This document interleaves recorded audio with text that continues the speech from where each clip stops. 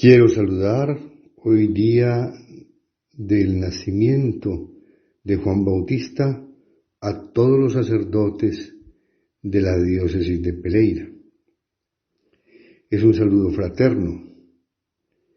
Estas circunstancias únicas que nos ha tocado vivir a nosotros nos llevan a muchas reflexiones y nos llevan también a momentos de contacto más íntimo con el Señor. Es cierto que algunos padres pueden haber sufrido o estén sufriendo un poco más que otros, circunstancias en sus parroquias, en sus comunidades, pero todos tenemos la certeza de que el Señor nos ha acompañado, nos ha asistido, que los fieles, impulsados por el Espíritu del Señor, también nos han auxiliado, nos han dado la mano, de tal modo que de ninguna manera nosotros hemos sentido la ausencia divina. Antes, por el contrario, en estas circunstancias no hemos sino fortalecido las virtudes. Es decir, el Señor nos ha hecho crecer, nos ha permitido crecer en estas virtudes teologales de la fe, la esperanza y el amor. Sufrimientos hemos tenido. Yo digo que también he sentido un poco el sufrimiento de las parroquias, de los sacerdotes, de muchas personas, pero de todos modos estas virtudes de amor, de fe y de esperanza se han consolidado en todos nuestros sacerdotes y en aquellos que somos servidores consagrados del Señor. Los invito a todos a seguir cumpliendo las normas estatales de autoprotección, de seguridad. Nosotros debemos escuchar a aquellas personas que dirigen el Estado, que son expertos. El uso del tapabocas, la lavada de manos, todo lo que significa para nosotros tener la distancia social con las personas, porque esos son elementos esenciales para la autoprotección y para la protección de los demás, de aquellos que nos rodean en las casas curales y de aquellas personas que nos están colaborando en la lucha para sostener un ritmo pastoral y de subsistencia en cada una de las comunidades parroquiales. Les recuerdo a los sacerdotes que sólo pueden celebrar la misa con presencia de fieles en aquellos sitios donde se ha tenido el permiso oficial de las autoridades. Un padre que en Dos Quebradas y Pereira, La Virginia o Belén esté celebrando la Eucaristía sin el permiso de la alcaldía, de la Secretaría de Salud, está violando las normas. Está en desobediencia directa con las normas estatales y en desobediencia directa con las directivas de la diócesis, del obispo diocesano. No es correcto incumplir estas normas.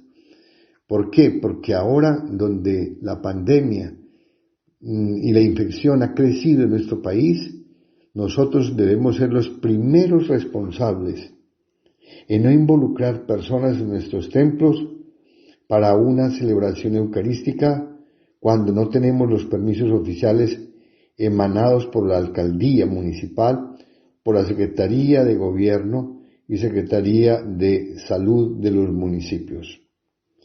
En los municipios no COVID, por ejemplo, como en Quinchía, el señor alcalde, con todos los protocolos aprobados que presentó el párroco de Quinchía, ha permitido celebrar la Eucaristía con un número determinado de personas y tomando, por ejemplo, el nombre la cédula, la dirección de cada participante antes de entrar a la iglesia o al templo, y con todo lo que es esas medidas de tapabocas, de la utilización del alcohol, de la toma de la temperatura, del sitio donde está cada persona, de las caretas que deben utilizar los sacerdotes, todo esto. Allí se tiene el permiso oficial, pero en otras partes donde no se ha dado el permiso oficial, no hay derecho por ningún sacerdote de celebrar la Eucaristía. ¿Por qué? Porque la Iglesia, nos pide el Santo Padre, debe ser la primera en cumplir las normas estatales y debe ser la institución seria que siempre debe brillar por esta obediencia y no estar en actitudes que nos pueden causar daño a la gente, escándalos, y no es por tapar ni por engañar a nadie, simplemente es por la vida, por la disciplina, por la dignidad de las personas y por el respeto a nuestra Madre la Iglesia, que debe ser la primera en cumplir las normas. Les pido a los padres que estén incumpliendo esta obligación, que se abstengan de estar violando de esta manera la ley y las normas, y que vuelvan otra vez al orden y que estén, dijéramos, celebrando por internet la Eucaristía, pero no con presencia de fieles mientras no tengan el permiso de las autoridades. Lo mismo en Caldas.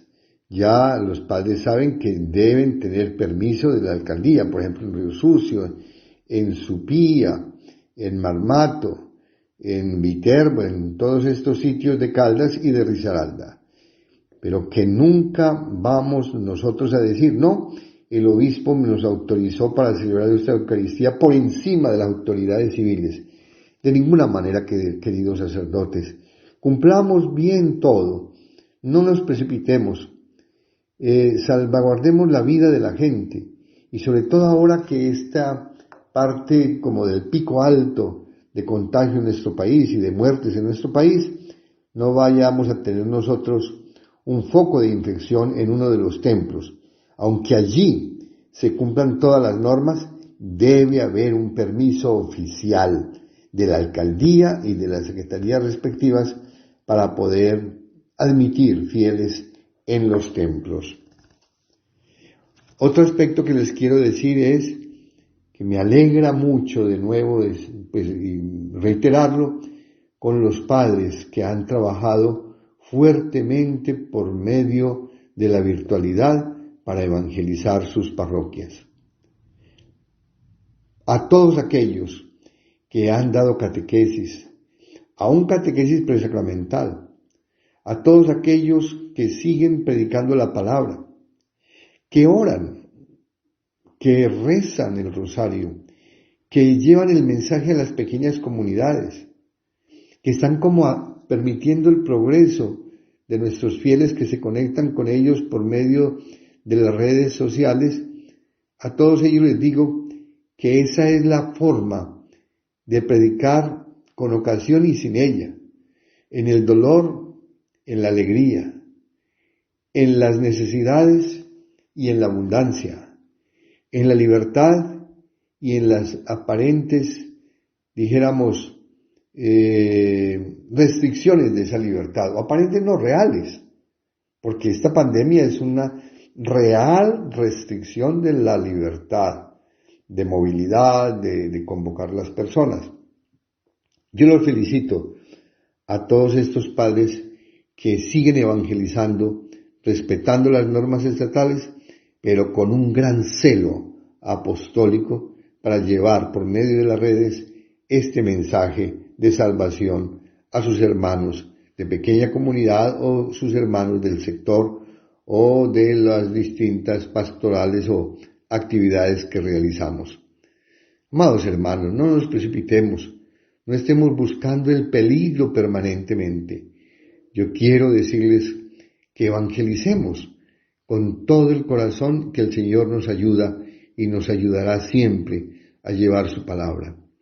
Juan Bautista, aún desde la cárcel, le daba exhortaba a Herodes y a todos, porque él mismo se convirtió en un fuego que ardía en su corazón, como llamará de la palabra de Dios, como un nuevo Elías, que fue llevando el mensaje a las personas de Israel para preparar el camino del Señor.